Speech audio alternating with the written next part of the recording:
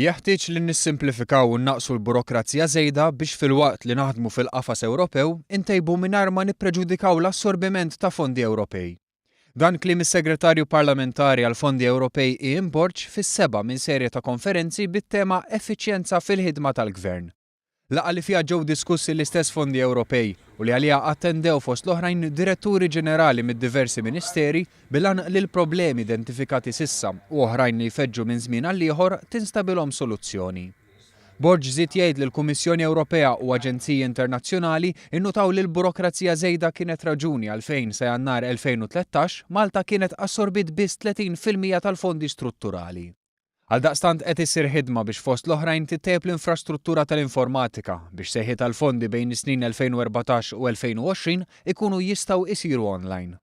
Semma wkoll proposta biex la darba entità tgħaddi minn set ta' kriterji m'għandix tistenna is-snin biex terġa' tapplika, imma tkun tista' tagħmel dan fi żmien qasir biex anke b'hekk isiru użu aħjar mill-fondi allokati.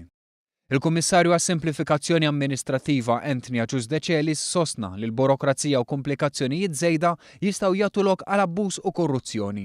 U żied jgħid li tnaqqis ta' burokrazija żejda iwassal biex pajjiżna ikun dejjem iżjed attraenti għal investiment ġdid. Saħaq li dan il-Gvern minnu fih beda b'ħidma biex jiddiskuti mal-partijiet interessati u mingħajr tkaxkir tas-saqajn jibda l-implementazzjoni ta' miżuri ta' tnaqqis ta' burokrazija żejda. Proġett li jinvolvi ħidma f'ħafna entitajiet, inkluż il-Ministeri kollha.